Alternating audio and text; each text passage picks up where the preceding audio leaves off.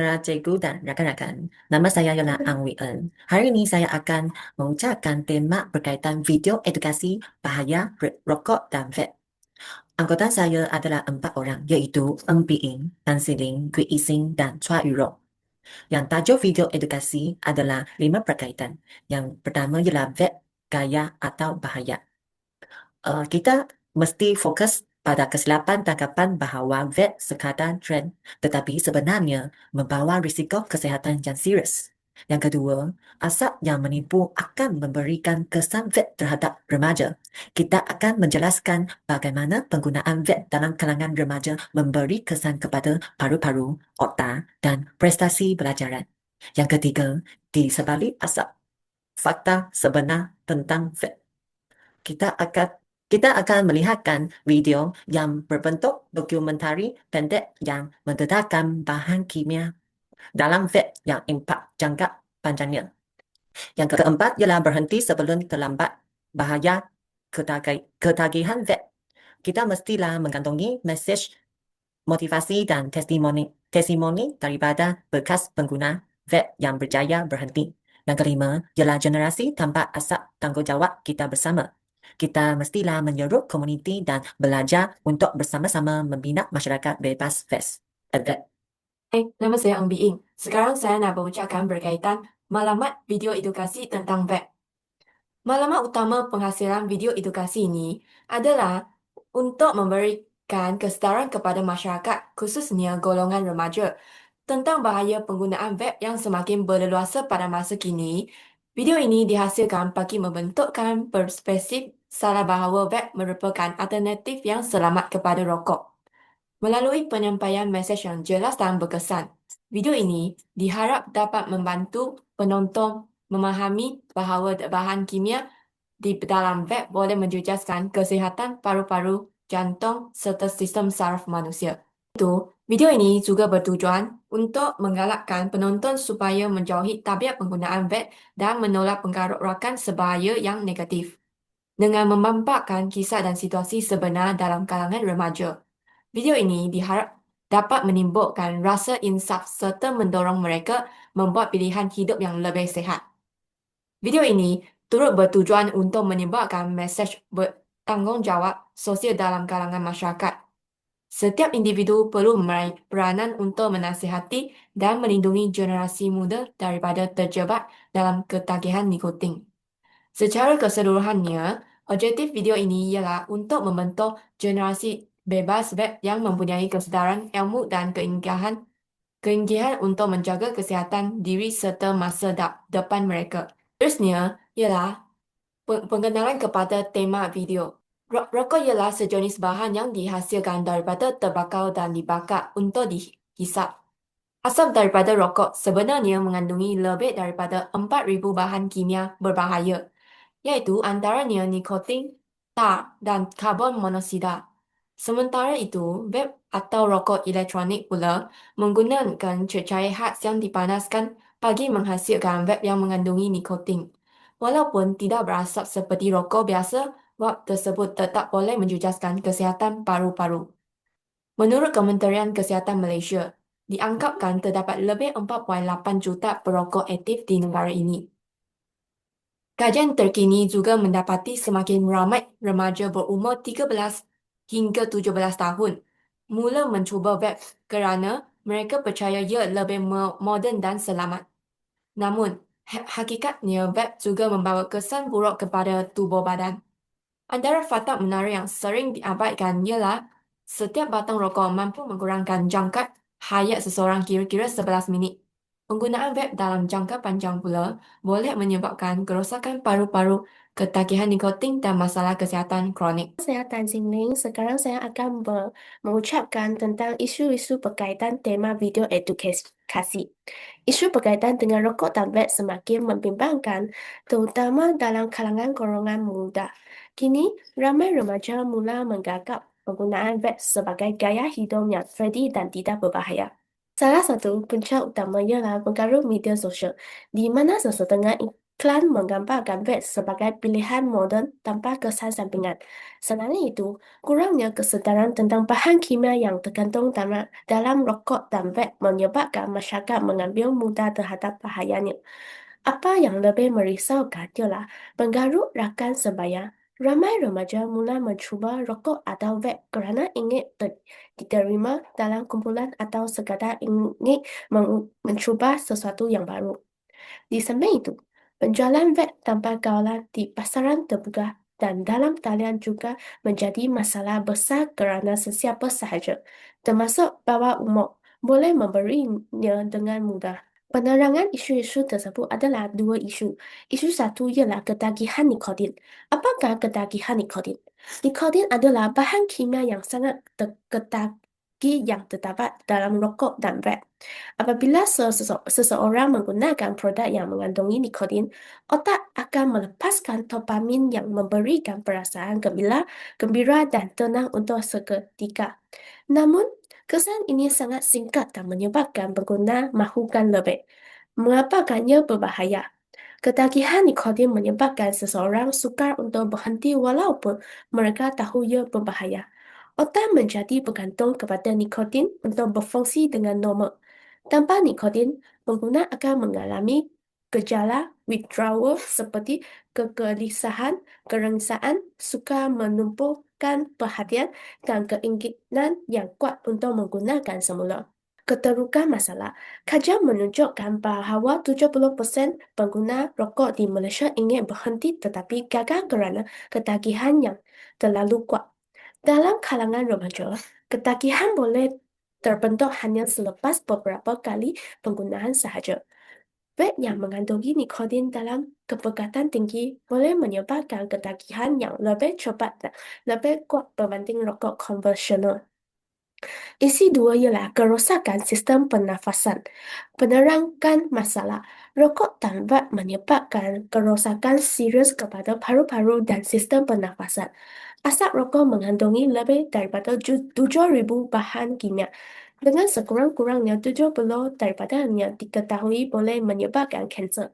Vape pula menghasilkan aerosol yang mengandungi zarah-zarah halus, logam berat dan bahan kimia berbahaya yang masuk ke dalam paru-paru.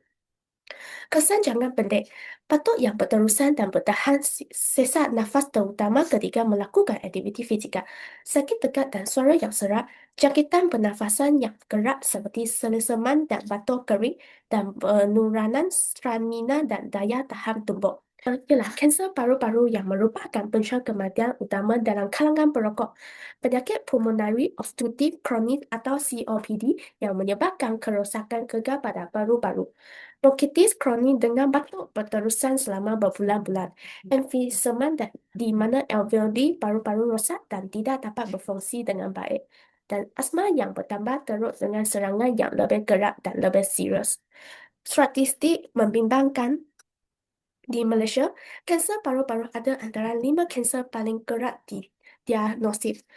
85% daripada kes kanser paru-paru dikaitkan dengan merokok. Risiko mendapat kanser paru-paru adalah 15 hingga 30 kali lebih tinggi dalam kalangan perokok berbanding bukan perokok. Hai cikgu, nama saya Wizin. Saya nak berbincang tentang kesan-kesan atau akibat. Isu penggunaan rokok dan vape memberikan berbagai kesan buruk terhadap individu, masyarakat dan negara. Kesan ini bukan sahaja melibatkan aspek kesihatan fizikal, malah turun mempengaruhi kesejahteraan mental, emosi serta sosial seorang individu. Antara kesan utama yang dapat dikenal pasti ialah seperti berikut. Antaranya ialah kesan terhadap kesihatan fizikal. Merokok dan penggunaan vape menyebabkan berbagai penyakit kronik seperti kanser paru-paru, penyakit jantung, stroke, serta gangguan simptom pernafasan. Bahan kimia berbahaya seperti nikotin, tar dan logam berat dalam rokok dan cecair vape boleh merosakkan organ dalaman dan sistem imun badan. Dalam jangka panjang, pengguna boleh mengalami ketagihan nikotin yang suka digawa sekaligus menjejaskan kualiti hidup. Selain itu, kesan terhadap kesehatan mental dan emosi. Penggunaan rokok atau waste sering mengalami ketagihan dan bergantungan terhadap nikotin yang boleh menyebabkan kesesakan, tekanan, dan perubahan emosi. Apabila tidak mendapat nikotin, individu mungkin menjadi murah, marah, atau tidak dapat menumpukan perhatian. Keadaan ini boleh mengganggu prestasi akademik dan hubungan sosial, terutama dalam kalangan pelajar dan remaja. Di samping itu, kesan terhadap sosial dan hubungan keluarga. Merokok atau pengguna web sering menghadapi pandangan negatif daripada masyarakat karena tabiat tersebut dianggap tidak sehat dan membahayakan orang sekeliling. Asap rokok juga menjejaskan kesehatan ahli keluarga, terutamanya anak-anak dan wakil emas melalui perokok pasif. Ini boleh menimbulkan ketegangan dalam keluarga serta mengurangkan keharmonian rumah tangga. Kesan terhadap ekonomi dan produktiviti. Tabiat merokok mengakibatkan berbanjiran wang yang banyak untuk memberi rokok atau alat waste. Dalam jangka panjang, kos rawatan penyakit akibat merokok akan membebankan individu keluarga dan sistem kesehatan negara. Selain itu, produktiviti bekerja turun-menurun akibat masalah kesehatan yang berpunca daripada tabiat merokok. Akhirnya, kesan terhadap imej generasi muda. Remaja yang terlibat dalam menggunakan waste atau rokok akan memberikan gambaran negatif terhadap imej belia negara. Sikap meniru trends tidak sehat ini boleh menjejaskan masa depan mereka, serta mengurangkan peluang dalam bidang akademik dan kejayaan. Kesimpulannya, bahaya rokok dan waste bukan sekadar terhad kepada pengguna sahaja, tetapi memberikan kesan besar kepada masyarakat serta keseluruhan. Oleh itu, langkah pendidikan melalui video seperti ini adalah penting bagi membentuk isu ini daripada terus berluasa. Oke. Seterusnya, saya nak bincang tentang punca-punca isu tersebut berikut. Isu peningkatan penggunaan rokok dan waste, khususnya dalam kalangan remaja, bermuncul daripada berbagai faktor dalaman dan luaran. Antara punca yang dikenal pasti adalah seperti berikut. Antaranya ialah pengaruh rakan sebaya. Remaja muda terpengaruh dengan rakan-rakan yang merokok atau menggunakan waste. Dorongan untuk diterima dalam kumpulan sosial menyebabkan mereka mencuba tanpa memikirkan kesan jangka panjang. Selain itu, pengaruh media sosial dan iklan. Media sosial sering menunjukkan imej penggunaan waste sebagai satu gaya hidup modern dan cool. Video, gambar, dan promosi dalam tayang menjadikan waste kelihatan menarik tanpa menunjukkan risikonya, menyebabkan ramai remaja salah faham dan bahawa waste tidak berbahaya. Di samping itu, kurangnya kesedaran dan pengetahuan. Ramai remaja tidak mendapat pengetahuan yang mencukupi tentang kandungan kimia dan bahaya sebenar waste dan rokok. Kekurangan pendidikan kesehatan di peringkat sekolah dan keluarga menjadikan mereka mudah terjebak dalam tabiat ini. Tekanan emosi dan masalah pribadi. Setengah individu menggunakan rokok atau waste sebagai cara untuk mengurangkan tekanan, kebosanan, atau masalah emosi. Tanpa sokongan moral dan bimbingan yang betul, mereka cenderung mencari jalan batas melalui tabiat tidak sehat. Seterusnya, faktor persekitaran dan kesediaan produk. Rokok dan waste murah dibawahi di pasaran malah setengah berdangka, tidak menggawa berjualan kepada remaja bawah umur. Hal ini menyebabkan akses kepada produk ini semakin mudah sekaligus mendorong pengguna baru. Akhirnya, sikap ingin menjumpa dan ingin tahu. Sifat ingin tahu semula jadi dalam kalangan remaja, mendorong mereka untuk mencoba sesuatu yang baru, termasuk rokok dan waste. Mereka mungkin tidak berniat untuk menjaga ketahian, tetapi akhirnya terberangkat dalam tabiat yang suka diberhenti. Kesimpulannya, isu ini berlaku akibat gabungan pengaruh sosial, kurangnya kesedaran, dan kelemahan kawalan bersekitaran. Oleh itu, usaha berterusan seperti penerbitan kuantifikasi bahaya rokok dan waste amat penting bagi mendidik generasi muda tentang kesan sebenar serta cara mengelakkan terhadap dalam tabiat berbahaya ini. Sekarang saya nak jelaskan antara langkah-langkah untuk menangani isu merokok. pencegahan melalui pendidikan dengan mengatasi kegagalan makan kebaya. Untuk langkah satu, kita masalah ni kena mula dari awal. Maksud saya dari kecil lagi dah kena ajar budak-budak bahaya rokok ini. Kat sekolah pula memang sekolah kena ada program yang pasal kesihatan. Bukan sekedar cakap je rokok bahaya, tapi kena explain betul-betul. Macam mana rokok boleh rosak paru-paru kita. Macam mana vape pun sama je berbahaya. Kena buat aktiviti yang menarik, buat bengkel ke, main game ke, quiz ke, tunjuk video yang impact ya. Budak-budak ni kalau belajar dengan cara yang best, lagi senang masuk dalam kepala dia orang. Memang penting gila peranan dia orang. Kat rumah tu, kenalah communicate dengan anak-anak. Borak-borak pasal bahaya rokok. Tanya dia orang ada ke kawan-kawan yang merokok. Kalau papa mama sendiri merokok, hak tu lagi susah nanti dia anak. Jadi parents kena jadi contoh yang baik. Sekarang ni kan ramai parents sibuk kerja. Tapi tetap kena ambil masuk untuk anak. Pandai sikit apa yang anak buat, siapa kawan dia, apa kat aktiviti dia. Media sosial pula memang kuat influence dia sekarang ni. So, kena guna apps ni untuk spread awareness. Buat video kat TikTok, Instagram, share info pasal bahaya rokok.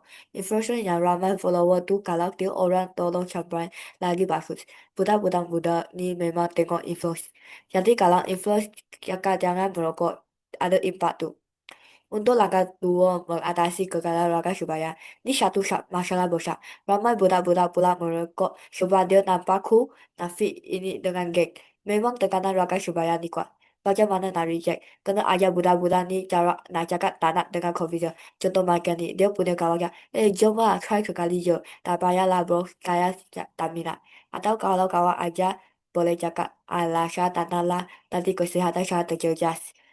Kalau rakan sebenar, dia takkan paksa kita buat benda yang tak baik. Jadi kalau ada kawan yang toxic, yang asyik ajar merokok je, memang kena consider lah, maintain friendship kawan itu ketat.